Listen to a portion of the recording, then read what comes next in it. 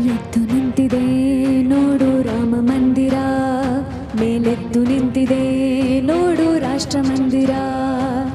ಎದ್ದು ನಿಂತಿದೆ ನೋಡು ರಾಮ ಮಂದಿರ, ಮೇಲೆದ್ದು ನಿಂತಿದೆ ನೋಡು ರಾಷ್ಟ್ರ ಮಂದಿರ. ಶತಮಾನದ ಅಪಮಾನವ ದೈನ್ಯತೆಯ ಕಳೆದು, ನವನೂತನ ಸ್ವಾಭಿಮಾನ ಧನ್ಯತೆಯ ಪಡೆದು. ಎದ್ದು ನಿಂತಿದೆ ನೋಡು ರಾಮ ಮಂದಿರ, ಮೇಲೆದ್ದು ನಿಂತಿದೆ ನೋಡು ರಾಷ್ಟ್ರ ಮಂದಿರ. ಭರತ ಭೂಮಿ ಕಣಕಣದಲ್ಲೂ ರಾಮ ರಾಮ, ಯುವ ಜನರ ಹೃದಯದಲ್ಲಿ ರಾಮ ನಾಮ. ನದಿ ಕಡಲಿನ ತೆರೆ ತೆರೆಯಲ್ಲಿ ರಾಮ ರಾಮ, ಯುವ ಜನರ ಹೃದಯದಲ್ಲಿ ರಾಮ ನಾಮ. ಶ್ರೀರಾಮ್ ಜಯ ರಾಮ್ ಜಯ ಜಯ ರಾಮ್, ಶ್ರೀರಾಮ್ ಜಯ ರಾಮ್ ಸೀತಾರಾಮ್ ರಾಮ.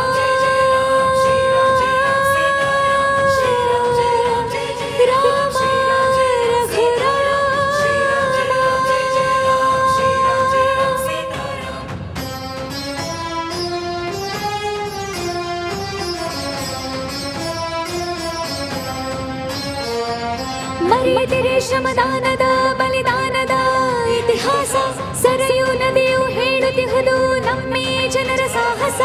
ಎದೆ ತಟ್ಟಿ ತೊಡೆ ತಟ್ಟಿ ನುಗ್ಗಿದ ಕರಸೇವಕರು, ಹಗೆಯ ಕಟ್ಟಿ ಹೆಣವನೊಟ್ಟಿ ಮೆರೆದ ಸಮಯ ಸಾಧಕರು.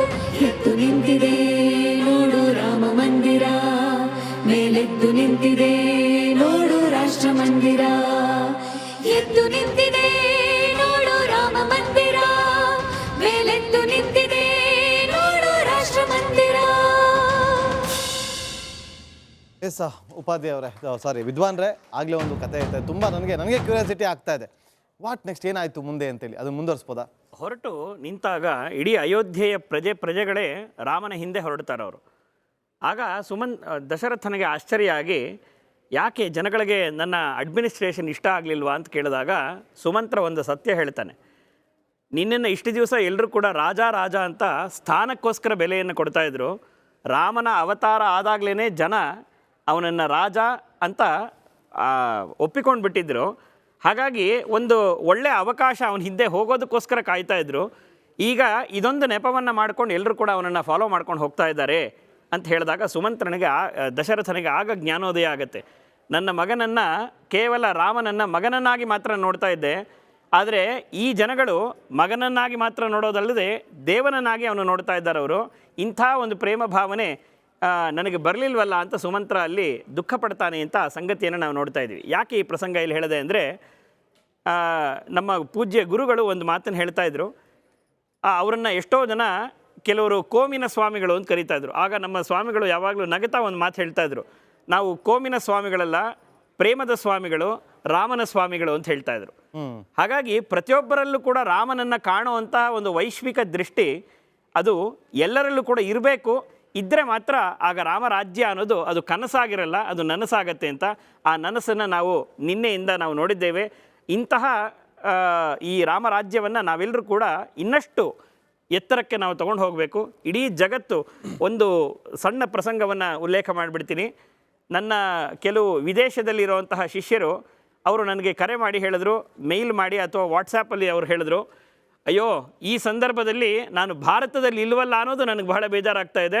ಆದರೂ ಕೂಡ ನಾವು ದೃಶ್ಯ ಮಾಧ್ಯಮದ ಮೂಲಕ ಅಯೋಧ್ಯೆಯನ್ನು ನಾವು ನೋಡ್ತಾ ಇದ್ದೀವಲ್ಲ ಅನ್ನೋ ಒಂದು ತೃಪ್ತಿ ನಮಗಿದೆ ಅಂತ. ದಯವಿಟ್ಟು ಕ್ಷಮೆ ಇರಲಿ, ನಿಮ್ಮ ಮಾತುಗಳನ್ನ ಕೇಳ್ತಾ ಇದ್ರೆ ಕೇಳ್ಕೊಂಡು ನಿಂತ್ಕೊಂಡೇ ಇರಬೇಕು ಅನ್ಸುತ್ತೆ.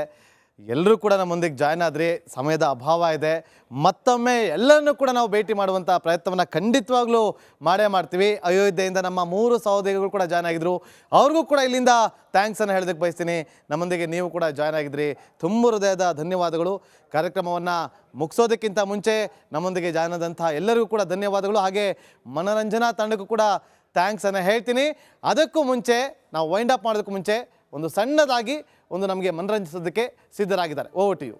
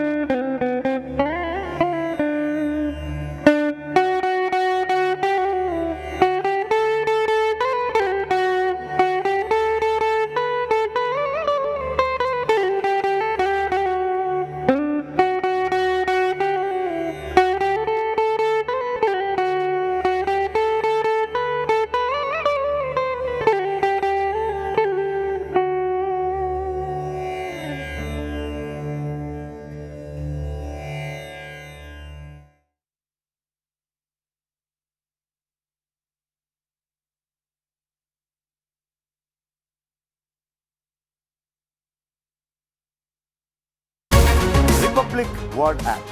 ಇದು ಕೇವಲ ಅಪ್ಲಿಕೇಶನ್ ಅಲ್ಲ, ಸಮಗ್ರ ಸುದ್ದಿಗಳ ಸಂಪರ್ಕ ಮಾರ್ಗಕ್ಕೆ ಕ್ರಾಂತಿಕಾರಿ ಬದಲಾವಣೆ.